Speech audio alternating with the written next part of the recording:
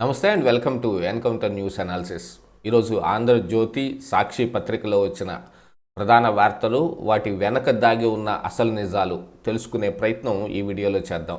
Video చూస్తున్న ప్రతి ఒక్కరూ ఖచ్చితంగా లైక్ చేయండి, ఇంకా మీకు తెలిసిన 10 మందికి షేర్ చేయండి. ఈ ఛానల్ యొక్క అభివృద్ధిలో మీ యొక్క తోడ్పాటును కూడా అందించవలసిందిగా మరీ కోరుకుంటూ ఉన్నాను. ఇక లేట్ చేయకుండా అనాలిసిస్లోకి వెళ్ళిపోతే, ఆంధ్రజ్యోతి హైడ్రోజన్ రైలు వచ్చేస్తోంది. గ్రీన్ ఎనర్జీ హబ్లో చేరనున్న భారతీయ రైల్వే చాలా ప్రతిష్టాత్మకంగాను ఎంతో పురాతనంగాను నిర్వహించబడుతున్న ఒక సంస్థ. ఇది బ్రిటిష్ వాళ్ళ కాలంలో స్టార్ట్ అయ్యి అక్కడి నుంచి అప్రతిహతంగా నడుస్తుంది. ఇది అనేక రకాల రూపాలు మార్చుకుంటూ మొదట బొగ్గు రైళ్ళు దగ్గర నుంచి డీజిల్ని వాడుతూ వచ్చిన డీజిల్ ఇంజన్లు, ఇందులో మీటర్ గేజీ, బ్రాడ్ గేజీ, తర్వాత పవర్కి ట్రాన్స్ఫర్ అవటం అంటే కరెంటు ద్వారా నడవటం. ఇప్పుడు ఆ కరెంటు ద్వారా నడుస్తున్న దానిలో కూడా అనేక రకాల వేరియేషన్స్, ఫాస్ట్గా వెళ్ళడానికి వందే భారత్ లాంటి రైళ్ళు. ఇప్పుడు హైడ్రోజన్ రైల్. ఈ హైడ్రోజన్ ఏంటంటే హైడ్రోజన్ లోపలే రసాయనిక చర్య జరిగి దాంట్లో నుంచి కరెంటు ఉత్పత్తి అవుతుంది. ఇంక ఇందులో నుంచి కార్బన్ డైఆక్సైడ్ అనేది ఇక వచ్చేది మొత్తం చాలా వెరీ లెస్గా ఉంటుంది, లేకపోతే అసలు టోటల్గా లేకుండా చేసే అవకాశం కూడా ఉంటుంది. మరి అలాంటి ఒక హైడ్రోజన్ రైలు వచ్చేస్తుందని నిన్న పార్లమెంట్లో దీనికి 2 కోచ్లు, 2 ఇంజన్లు, ఒక 8 కోచ్లు ఉండే విధంగా ఒకటి తయారు చేస్తున్నామని నిన్న పార్లమెంట్లో చెప్పారు. ఇక బీజేపీ జాతీయ వర్కింగ్ ప్రెసిడెంట్గా బీహార్ మంత్రి నబీన్ ఆశ్చర్యపరిచిన ఎంపిక, అంకిత భావంతో కారణమన్న బీజేపీ నేతలు. ఛత్తీస్గఢ్లో పార్టీని విజయం వైపు నడిపించడంలో వ్యూహకర్త ఈయనే. యూపీ బీజేపీ చీఫ్గా కేంద్ర మంత్రి పంకజ్ చౌదరి. ఇక బీజేపీ అధ్యక్షుడిని ఎన్నుకునే ప్రక్రియ ఒకటి ఈ రకంగా ముగిసింది. ఎందుకంటే చాలా రకాలైన ఎక్స్పెక్టేషన్స్ తోటి ఉంది. ఇక బకాయిలు గట్టెక్కేది ఎలా? ఎన్టీఆర్ వైద్య సేవను వెంటాడుతున్న కష్టాలు. ట్రస్టుకు రుణాలు ఇవ్వలేమన్న బ్యాంకులు. నెట్వర్క్ ఆసుపత్రుల బకాయిల చెల్లింపు 3,000 కోట్లు రుణం కోరిన అధికారులు. ఈ ఆరోగ్యశ్రీ కింద ఇచ్చే డబ్బుల్ని చాలా రోజులుగా ఆపెట్టుంది. ఇది గతంలో జగన్మోహన్ రెడ్డి ఉన్నప్పటి నుంచి ఈ బకాయిలు ఇలాగనే ఉన్నాయి. గతంలో వాళ్ళు కూడా ఈ నెట్వర్క్ ఆసుపత్రులు అందరూ కలిసి ఒకసారి మేము స్ట్రైక్ చేస్తాం, మేము సహాయ నిరాకరణ చేస్తాం అనేదాకా వచ్చింది. అప్పట్లో 400 కోట్లు 500 కోట్లు విడుదల చేశాడు జగన్మోహన్ రెడ్డి కూడా. తర్వాత అధికారం మారిన తర్వాత ఇదిగో 18 నెలలు ఇప్పటికీ ఇక ఆ ప్రతిష్టంభన అలానే కొనసాగుతుంది. కూటమి కూడా ఈ ఆరోగ్యశ్రీ దీని మీద వీళ్ళు కూడా కొంచెం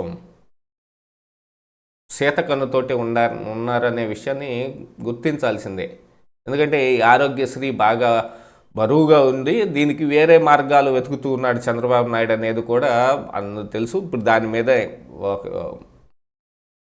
దాన్ని అటు ట్రాన్స్ఫర్ చేసే దానికోసం దీనికి ఆపెట్టినట్టున్నారు. చాలా వరకు కష్టాలుగానే ఉన్నాయి. 2 సార్లు బ్యాంకర్లతో భేటీ, షూరిటీ లేకపోవడంతో బ్యాంకర్ల నిరాకరణ. ఆస్తి ఆదాయం హామీ తనఖాపై ప్రశ్నలు. వాస్తవానికి ఆసుపత్రులు బకాయి 2,400 కోట్లే. జగన్ ప్రభుత్వంలో 600 కోట్లు బదలాయింపు. జగన్ ప్రభుత్వం నుంచి అనేది ఏముంటుందండి, 600 కోట్లు అక్కడి నుంచి బదలాయించి వచ్చాయి, సరే కాదంటం లేదు. 2,400 కోట్లు మరి కూటమి ప్రభుత్వం చేసిందే కదా. బకాయి పెట్టారు, ఆ మాట వాస్తవం. ఏదైనా నిజం నిక్కచ్చిగా ఒప్పుకొని తీరాలి. వాళ్ళలాగానే మనం మాట్లాడితే ఎలాగా? ఒకవైపు గతానికి మించి సంక్షేమ పథకాలు అమలు, మరోవైపు అభివృద్ధి కార్యక్రమాలు. రెండిటికి భారీగా ఖర్చు చేయాల్సిన పరిస్థితి. దీనికి తోడు గత జగన్ ప్రభుత్వంలో అడ్డగోలుగా చేసిన అప్పులు, వాటికి వడ్డీల భారం వెరసి కూటమి ప్రభుత్వానికి ఆర్థిక సమన్వయంలో కష్టాలు ఎదురవుతున్నాయి. ఈ మాట అది వాస్తవం. ఆర్థిక సమన్వయంలో కష్టాలు ఎదురవుతున్నాయి. ఆర్థికంగా ఈసారి చంద్రబాబు నాయుడు అంత సమన్వయం చేయలేకపోతున్నాడు. ఎందుకంటే ఇక సంక్షేమ పథకాలు, అభివృద్ధి రెండు చేతుల్లో 2 కళ్ళులాగా దాన్ని నడుపుకొని రావాలంటే మరి కష్టాలు వస్తాయి. గతంలో చంద్రబాబు నాయుడు అంటే కేవలం అభివృద్ధి అని మాట్లాడతాడు తప్ప ఆయన రూపాయి విదల్చడండి ప్రజలకి అని అనే దగ్గర నుంచి ఈ స్టేటస్కి మారారు. గతంలో మిగతా వాళ్ళందరూ ప్రజలకి పదో పదకో పాడేసి ఇక మిగతా పనులన్నింటినీ ఆపేసి ఇక వాళ్ళ సొంత అవసరాల కోసం చేసుకునేవాడు. రాజశేఖర్ రెడ్డి అయినా సరే అంతే. మరి రాజశేఖర్ రెడ్డి హయాంలోనే కదా జగన్మోహన్ రెడ్డి 1,00,00,000 సంపాదన చేశాడు. అందులో 30,000 కోట్లు దాదాపు ఈడీ సిబిఐ అటాచ్మెంట్ చేసింది. ఎవరి హయాంలో జరిగింది? తన కొడుకు సొంతానికి ఇంత అక్రమ సంపాదన చేస్తుంటే ఆ తండ్రికి తెలియదని కాదు కదా. అసలు వాళ్ళు కొట్టుకునే దాని ప్రకారంగా ఇప్పుడు షర్మిల కోరుకునేది కూడా అందులో ఆస్తుల్లో వాటా ఎందుకు అంటే అది రాజశేఖర్ రెడ్డే చేశాడని. ఇప్పుడు ఆ 1,00,00,000 కోట్ల కుంభకోణాలు ఏమున్నాయో మొత్తం రాజశేఖర్ రెడ్డివే, పేరుకి జగన్మోహన్ రెడ్డి ఉన్నాడు అంతే అని షర్మిల ఆరోపణ. అది మా నాన్నది, అందులో నాకు వాటా ఉంది అనేది. అబ్బెబ్బే కాదు, ఇది నా కష్టార్జితం అంటాడు జగన్మోహన్ రెడ్డి. వెరసి ఇదంతా ఎక్కడ కొట్టుకుంటున్నారండి వాళ్ళు? ఏ ఆస్తుల దగ్గర కొట్టుకుంటున్నారు? ఇది అక్రమ సంపాదన అని సిబిఐ ఈడీలు కేసులు పెట్టిన ఆ ఆస్తుల దగ్గర కొట్టుకుంటున్నారు. వాళ్ళు ఏమన్నా పుట్టుకతోనే 1,00,00,000 కోట్లతో పుట్టిన వాళ్ళు ఏం కాదు కదా.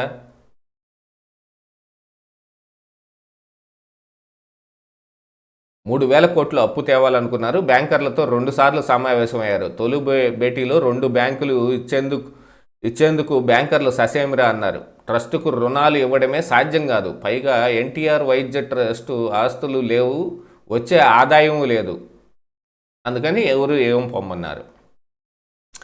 అరటి ధరకు ఊపు, కిలో కనీసం 10 రూపాయలు, గరిష్టంగా 17 రూపాయలు. ఉత్తరాది వ్యాపారుల రాకతో మార్కెట్ జోష్. రాయలసీమ రైతులకు ఊరట. గత నెలలో కిలో అరటి 2 రూపాయలకి పతనమైంది. అప్పుడే జగన్మోహన్ రెడ్డి నేనున్నప్పుడు ఎంత ఉంది, ఇప్పుడు ఎంత ఉంది, 2 రూపాయలు ఏమిటి అని ఆయన ఉన్నదానికేమో కింటాలకి ధర బాగా ఎక్కువగా వేలల్లో ఉండేది చెబుతాడు, దీనికేమో కిలోకి ఎంత అనేది చెబుతాడు. అదొక పెద్ద మాయా ప్రపంచం. జగన్మోహన్ రెడ్డి ఏం మాట్లాడతారో వాళ్ళకి అసలు అర్థం కాని పరిస్థితి. సత్యానికి అసత్యానికి మధ్య పోరాటం. బీజేపీ డిఎన్ఏలోనే ఓట్ చోరీ, కాంగ్రెస్లో సత్యం అహింస. రామ్లీలా మైదాన్లో కాంగ్రెస్ ఆధ్వర్యంలో ఓట్ చోర్ గద్దీ చోడ్ మెగా ర్యాలీలో రాజ్యాంగ ప్రతులు చూపిస్తున్నారు. ఆ రాజ్యాంగాన్ని అపహాస్యం చేసి కాంగ్రెస్ పార్టీ ఎన్నోసార్లు ఎన్నో రకాలైన చర్యలు చేపట్టింది. అవన్నీ గతం. ఆ గతం తాలూకు ఈ ప్రభావం ఉండటం మూలనే రాహుల్ గాంధీ ఇక్కడతోటే ఆగిపోతున్నాడు. ఆ రెండింటి ద్వారానే పోరాడి మోడీని ఓడించి గద్దె దించుతా. కేంద్ర ఎన్నికల సంఘం బహిరంగంగా బీజేపీ కోసం పనిచేస్తోంది. ఓట్ చోరు దొరికిపోయారని మోదీ షాలకు అర్థమైంది. సభలో నా ప్రశ్నలకు జవాబిస్తున్నప్పుడు షా చేతులు వణికాయి. సత్యం గెలవడానికి సమయం పట్టవచ్చు, కానీ తుది గెలుపు మాదే. దేశంలో సత్యానికి అసత్యానికి మధ్య పోరాటం నడుస్తున్న కాంగ్రెస్ నేత, లోక్సభ ప్రతిపక్ష నేత రాహుల్ గాంధీ అన్నారు. మహాత్మా గాంధీ చూపిన సత్యం అహింస మార్గంలో పోరాడడం ద్వారానే నరేంద్ర మోడీని, ఆర్ఎస్ఎస్ ప్రభుత్వాన్ని గద్దెదించుతానని చెప్పారు. బీజేపీ డిఎన్ఏలోనే ఓట్ చోరీ ఉందని, కాంగ్రెస్ డిఎన్ఏలో సత్యం అహింస ఉన్నాయని ఆయన వ్యాఖ్యానించారు.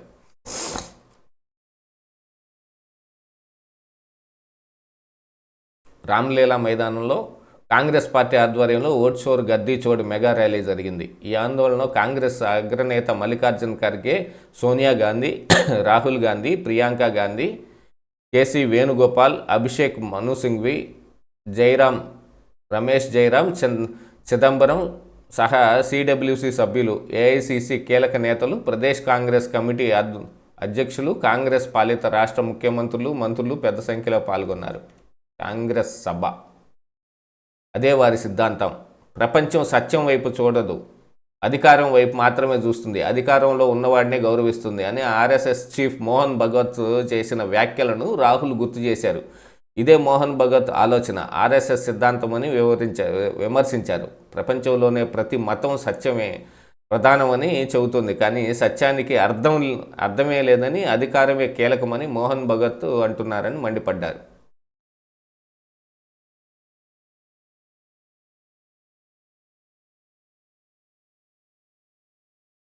యూదులపై మారణకాండ సిడ్నీలో జరిగింది. దీంట్లో 12 మంది మృతి, 29 గాయాలు. ఆస్ట్రేలియా సిడ్నీ నగరంలోని ప్రఖ్యాత బోండీ బీచ్ ఒక పక్క ఒక పక్క ఓ పక్కాగా యూదుల మత కార్యక్రమం హనూకా వేడుకలు జరుగుతున్నాయి. వందలాది మంది గుమ్మిగూడి ఉన్నారు. ఉన్నట్టుండి నలుపు రంగు దుస్తుల్లో ఉన్న ఇద్దరు సాయుధులు అక్కడికి దూసుకొచ్చారు. కార్యక్రమం జరుగుతున్న ప్రాంతానికి సమీపంలో పాదచారులు వంతెనపైకి ఎక్కి జనం వైపు కాల్పులు మొదలుపెట్టారు. యూదుల్లో ఒక్కసారిగా హాహాకారాలు చెలరేగాయి. ఎటువైపు వారు అటు చెల్లాచెదరయ్యారు. పదుల సంఖ్యలో రక్తపు మడుగులో పడి ఉన్నారు. మరికొందరు ప్రాణాలు కాపాడుకోవడానికి పరుగులు తీశారు. ఉగ్రవాదులు వారిని వెంటాడుతూనే కాల్పులు జరిపారు. సుమారు 7 నిమిషాల పాటు మారణహోమం జరిగింది. ఈ క్రమంలో ఓ యువకుడు ధైర్యంగా ఒక ఉగ్రవాదితో కలబడి తుపాకీ లాక్కున్నాడు. కాసేపట్లోనే పోలీసులు అక్కడికి చేరుకుని కాల్పులు జరిపారు. ఉగ్రవాదులు కాల్పుల్లో 12 మంది యూదులు మరణించగా మరో 29 మందికి తీవ్ర గాయాలయ్యాయి. పాపం యూదులు ఏమిటో వచ్చావు, అనాది కాలం నుంచి వాళ్లే టార్గెట్ అవుతుంటారు. మరి హిట్లర్కి టార్గెట్ వాళ్లే.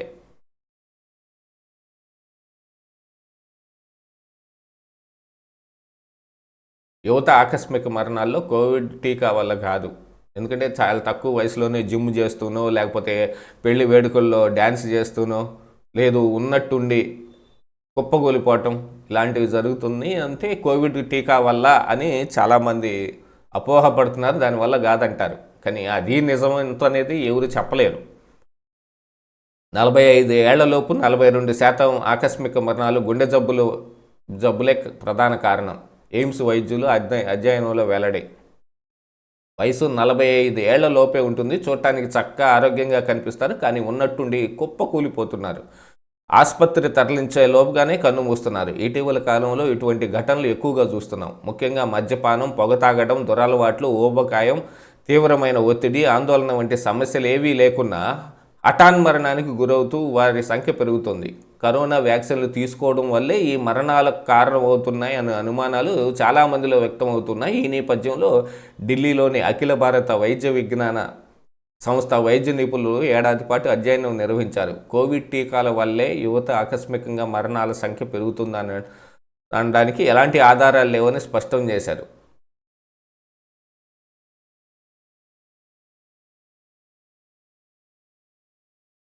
ఇక అభివృద్ధిలో ఏపీ పరుగులు. ఉత్తరాఖండ్ సీఎం పుష్కర్ సింగ్ ధామి మదనపల్లె, రేణిగుంటల్లో మాజీ ప్రధాని వాజ్పేయి విగ్రహావిష్కరణ చేస్తూ చెప్పాడు, మాతృభాషపై చిన్న చూపు తగదు. ఇన్ఫోసిస్ ఫౌండేషన్ చైర్పర్సన్ సుధామూర్తి ఈవిడ నిన్న కూడా చెప్పింది. ఇక చిలకలూరిపేట అర్బన్ ఎస్ఐపై వేటు. ఎందుకంటే మొన్న బైపాస్ మీద జరిగిన ఒక ఘోర ప్రమాదంలో, ఎందుకంటే ముందు వెళ్తున్న లారీ అకస్మాత్తుగా ఆగిపోవటం మూలానే వెనక నుంచి వచ్చిన కారు ఢీ కొట్టింది. అది కూడా కొంచెం వాళ్ళు కూడా వేగంతో మెయింటైన్ చేస్తున్నారు. ఒక 5గురు చాలా చిన్న కుర్రాళ్ళు, స్వామిమాల వేసుకున్న వాళ్ళు చనిపోయారు. దానికి కారణం ఏమిటి అని అంటే, ఈ లారీలని తనిఖీ పేరుతోటి ఒక ముఠ, డబ్బులు వసూలు చేస్తున్న ముఠ, పోలీసులకు సంబంధించిన వాళ్ళే ఉన్నారు. వాళ్ళు చేస్తున్న ఆ కార్యక్రమానికి ఈయన వత్తాసు పలుకుతున్నాడు, ఈయన బ్యాక్గ్రౌండ్లో ఈయన ఉన్నాడు అని చిలకలూరిపేట అర్బన్ ఎస్ఐపై వేటు వేశారు. బైపాస్ గ్యాంగ్కు అన్ని విధాలా రెహంతుల్లా అండ. చిలకలూరిపేట అర్బన్ ఎస్ఐ రహంతుల్లాను సస్పెండ్ చేస్తూ పల్నాడు జిల్లా ఎస్పీ కృష్ణారావు ఆదివారం ఉత్తర్వులు జారీ చేశారు. ఇటీవల చిలకలూరిపేట బైపాస్ రోడ్లో జరిగిన ప్రమాదం 5గురు ఇంజనీరింగ్ విద్యార్థులు మృతికి కారణమైన ఎస్ఐ కుమారుడు, అతని గ్యాంగ్ చేసే అక్రమ వసూళ్లు అండగా ఉండటమే కాకుండా ఆ గ్యాంగ్కు పూర్తి స్థాయిలో సహకరించినట్లు తేలడంతో రహంతుల్లాపై సస్పెన్షన్ వేటు పడింది. ఈ గ్యాంగ్ దొంగలించిన 4 కార్లను రహంతుల్లా కుటుంబ సభ్యులు, సన్నిహితులు కొనుగోలు చేసినట్టుగా కూడా గుర్తించారు. వీటిలో 2టిని ఈ బైపాస్ గ్యాంగ్ నిత్యం వాడుతూ రోడ్లపై రవాణా అధికారులు పేరుతోటి లారీ డ్రైవర్ను బెదిరించి డబ్బులు వసూలు చేస్తున్నట్టు దర్యాప్తులో తేలింది. గ్యాంగ్ సభ్యులతో నిత్యం సమాచారం పంచుకుంటూ వారి ఆగడాలకు అడ్డు లేకుండా ఎస్ఐ రహంతుల్లా వ్యవహరిస్తూ ఉన్నారు. ఎందుకు ఈయన కూడా ఆ కాకి చొక్కా ఇప్పేసి వెళ్ళి వాళ్ళతోటి చేరిపోతే సరిపోయేదిగా. ఇక భార్యను చంపే శవాన్ని బైక్పై తీసుకెళ్ళి ఇలాంటి ఈ ఆకుండా జరుగుతూనే ఉన్నాయండి.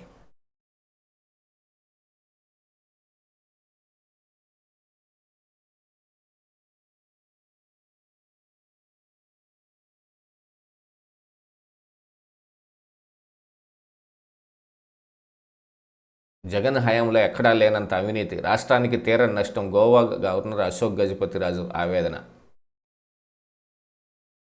అరటి ధరకు ఊపు, ఇది మొదటి పేజీకి వచ్చింది. కంటిన్యూషను. డ్రగ్స్ వద్దు బ్రో, పోలీసులు ఈగిల్ అవగాహన కార్యక్రమాలు, మత్తుకు వ్యతిరేకంగా అభ్యుదయం యాత్ర. ఎందుకంటే ఈ మత్తు మందు చాలా ప్రమాదకరంగా తయారై కూర్చుంది. ఇది చాలా చిన్న పిల్లల వరకు కూడా పాక్కుంటూ వెళ్తోంది. ఇక నెల్లూరు మేయర్ రాజీనామాకు ఆమోదం, గోవాకు చేరిన క్యాంపు రాజకీయం, ఆశలు వదులుకున్న వైసీపీ నేతలు.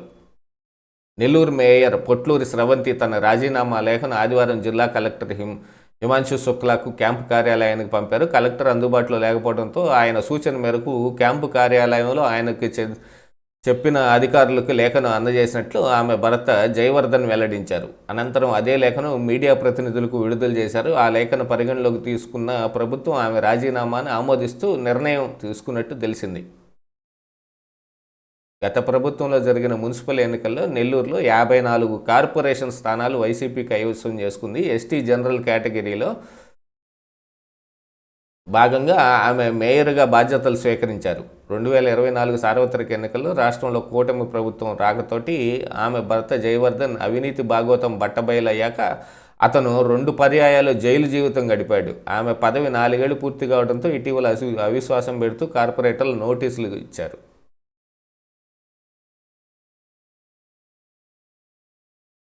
బకాయిలు గట్టెక్కేదలా, రోగులకు తొలి ప్రాధాన్యం. మరోవైపు ఆర్థిక ఇబ్బందులు ఉన్నప్పటికీ రోగులకు సేవల విషయంలో మాత్రం ప్రభుత్వం నిర్లక్ష్యం చేయడం లేదు. రోగుల ఇబ్బందులు ఎదురు కాకూడదనే ప్రతి నెల ఎన్టీఆర్ వైద్య సేవ ట్రస్టుకు 300 కోట్ల వరకు విడుదల చేస్తోంది. నెట్వర్క్ ఆసుపత్రులు సమ్మె విరమించిన తర్వాత క్రమం తప్పకుండా వాటి ఖాతాల్లో నిధులు జమ అవుతూ ఉన్నాయి. ఈ నేపథ్యంలో బకాయిల విషయంలోనూ తొలుత చిన్న ఆసుపత్రులకు చెల్లింపులు జరిపి పెద్ద ఆసుపత్రులకు వాయిదాల రూపంలో చెల్లించడం ద్వారా ఆర్థిక భారం తగ్గించుకునొచ్చని నిపుణులు చెబుతూ ఉన్నారు.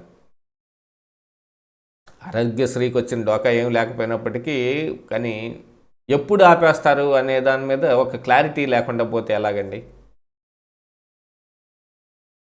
మలి విడతలోనూ కాంగ్రెస్ జోరు.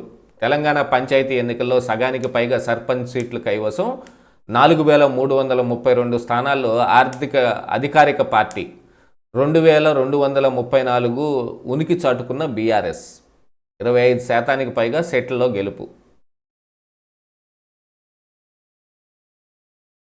ఇక ఒకసారి సాక్షిని కూడా చివరిగా చూసుకొని ఎపిసోడ్ ఫైనల్ దశగా తీసుకొచ్చుకుందాం. రియల్ సీన్ రివర్స్, రాష్ట్ర వ్యాప్తంగా క్షీణిస్తున్న స్థిరాస్తి, క్రయ విక్రయాలు, అవసరానికి అమ్ముకోలేక ప్రజలు అవస్థలు.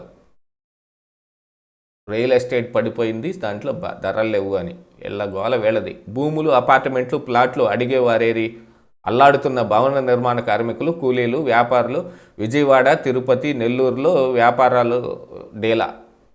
జగన్మోహన్ రెడ్డి ఉన్నప్పుడు ఏదో వ్యాపారం సక్రమంగా సాగినట్టు రాస్తారు. దీనికి అంతా నిదర్శనం కేటీఆర్ ఒకసారి సభలో మాట్లాడితే ఏం చేశాడు? జగన్మోహన్ రెడ్డి ఇచ్చిన రోడ్ల గురించి కానీ, అక్కడ ఉన్న రియల్ ఎస్టేట్ గురించి కానీ, ఇక్కడ ఎకరం పొలం అమ్మితే అక్కడ 15 ఎకరాల పొలం కొనుక్కోవచ్చు అని చెప్పిన మాటలు కానీ ఇవన్నీ ఎవరి గురించి? చంద్రబాబు నాయుడు గురించి చెప్పాడా?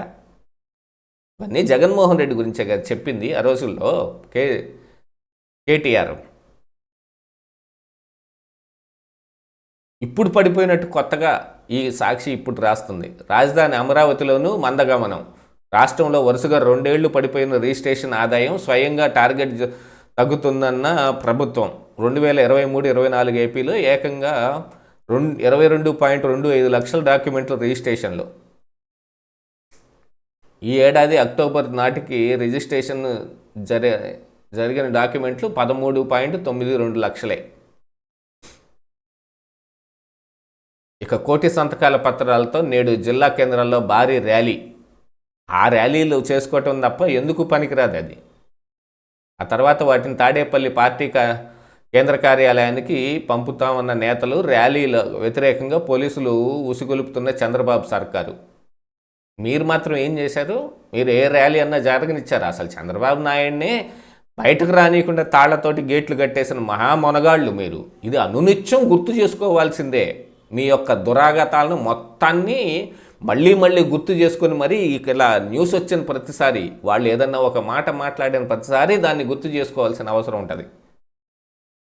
పార్లమెంటు స్థాయి సంఘం నివేదికకు ఎల్లో మీడియా వక్ర భాష్యం. నిన్న ఈనాడులో వేశారు. స్థాయి సంఘం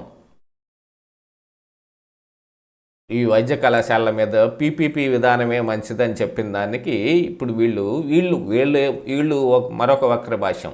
అటు సైడ్ ఏమో కొంచెం ఫేవరబుల్గా ఉండేటట్లు, కొంచెం అర్థం వేరే రకంగా వచ్చేటట్టు మాట్లాడితే, వీళ్ళు టోటల్గా అసలు ఏం కాదన్నారని వీళ్ళు రాస్తారు.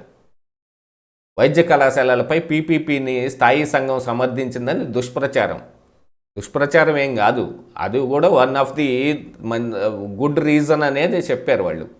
కొత్త ప్రభుత్వ వైద్య కళాశాల ఆవశ్యకతను నొక్కి వక్కాణించిన స్థాయి సంఘం. అది అందులో కూడా అదే రాసింది. వచ్చే 5 ఏళ్లలో 75,000 సీట్లు పెరిగితేనే విద్యార్థులు వలసల కట్టడి సాధ్యమని అభిప్రాయం. వైద్య విద్యలో అసమానతలు ఎదుర్కొంటున్న రాష్ట్రాల్లో ఏపీ ఒకటని వెల్లడి. కొత్త కళాశాలకు ఏర్పాటుకు ప్రభుత్వాలు కృషి చేయాలని సూచన. అసలు నిర్మలా సీతారామన్ క్లియర్గా చెప్పింది, పీపీపీ విధానంలో జరుగుతుంటే మీరు ప్రైవేట్ అంటారేమిటి అని ఆవిడ గట్టిగా ప్రశ్నించింది. వైవి సుబ్బారెడ్డి, మిథున్ రెడ్డి, ఇంకా మిగతా ఎంపీలు గురుమూర్తి, లోక్సభ రాజ్యసభ ఎంపీలు కలిసి వెళ్ళి ఆవిడకి మెమరాండం ఇచ్చే ప్రయత్నానికి చేస్తే అప్పుడు మాట్లాడిన మాటలో అంటే వైవి సుబ్బారెడ్డి, పీపీపీలో ప్రైవేటు కూడా ఉంది కదండి అంటే, పబ్లిక్ ప్రైవేట్ పార్ట్నర్షిప్, ఆ పార్ట్నర్షిప్ అనేదాన్ని మర్చిపోతే ఎట్లాగా అని ఆవిడ ప్రశ్నించింది. దానికి ఏం సమాధానం లేదు. అందులో ప్రైవేట్ అనే ఒక మాట ఉంది కదా, ఇంకా మేము చెబుతున్న ప్రైవేటైజేషనే ఇది అని ఏం చెప్పబోయారు అక్కడ. ప్రజలకు చెప్పినట్టు నాకు చెప్పొద్దండి, ప్రజల్ని కూడా తప్పుదోవ పట్టించకండి అని చెబితే ఏం చేయాలో తెలియక కాగితం ఇచ్చేసి మెదలకుండా బయటకు వచ్చారు. దెబ్బకి జగన్ పరువు నెట్ట నిలువన తీసేశారు అక్కడ. నిన్న నేను మన కుండబద్దల ఛానల్లో కూడా ఇదే వీడియో పెట్టాను.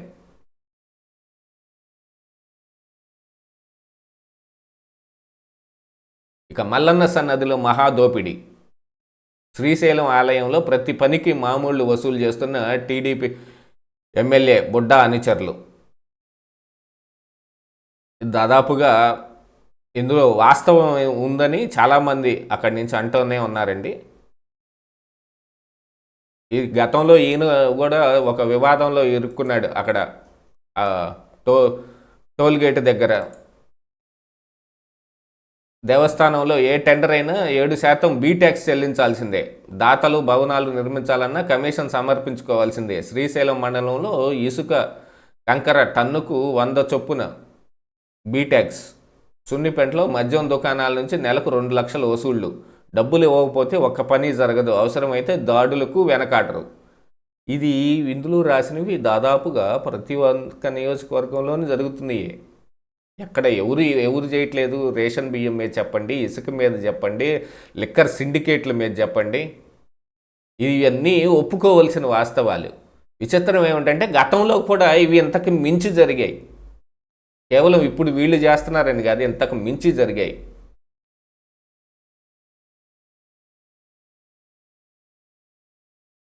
Real scene reverse. ఒక పేజీ మొత్తం నింపేశారు, ఎవరెవరో మాట్లాడుతూ ఉంటారు.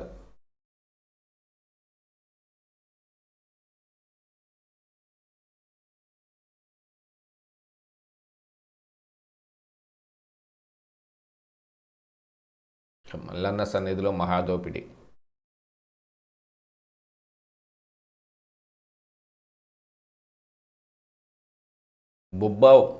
బుడ్డా బొమ్మ ఉంటేనే టిప్పర్ ఆగదు, దాని మీద బొమ్మ అతికిస్తారు, అది వస్తే అండర్స్టాండింగ్ ఉన్నట్టు మరి ఏమన్నా ఆలోచిస్తారేమో.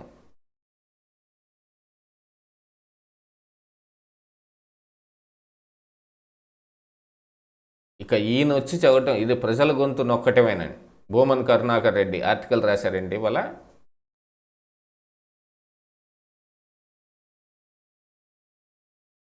ఎల్లో మీడియా వక్ర భాష్యం. కోటి సంతకాల పత్రాలతో నేడు జిల్లా కేంద్రాల్లో భారీ ర్యాలీ. ఇక దానికి తగ్గట్టుగా ఇక్కడ ఈ కింద వీళ్ళు మాట్లాడేది, మెడికల్ కాలేజీల ప్రైవేటీకరణపై వైఎస్ఆర్సీపీ పోరాటం ఆగదు. వైఎస్ జగన్ ప్రారంభించిన 17 కాలేజీలను పూర్తి చేయాల్సిందే. మాజీ ఎమ్మెల్యే సుధాకర్ బాబు 17 కాలేజీల్లో ఆయన 7 కాలేజీలను కూడా పూర్తిగా కట్టలేదు. అది గవర్నమెంట్ది కాబట్టి అనుమతులు వచ్చి అందులో తరగతులు జరుగుతున్నాయి. కానీ నిజంగా ఓ ప్రైవేట్ వాళ్ళకి ఇస్తే ఏ రకంగా దానికి పర్మిషన్ ఇచ్చేదానికి ఎన్నెన్ని చూస్తారో అవన్నీ చూస్తే కనుక ఈ కాలేజీలు కూడా స్టార్ట్ అవ్వవు. ఎల్లో మీడియా రాతలు నీచం. మీకంటే నీచంగా మాట్లాడుతున్న వాళ్ళు కానీ నీచంగా వక్ర భాషను చెబుతున్న వాళ్ళు కానీ ఎవరు లేరు బేస్టారు. మెడికల్ కాలేజీలకు పీపీపీనే మేలంటూ తప్పుడు రాతలు, పార్లమెంటు స్థాయి కమిటీ సిఫారసులను వక్రీకరిస్తూ ఉన్నారు. పీపీపీ గురించి ఆలోచించాలని మాత్రమే చెప్పింది.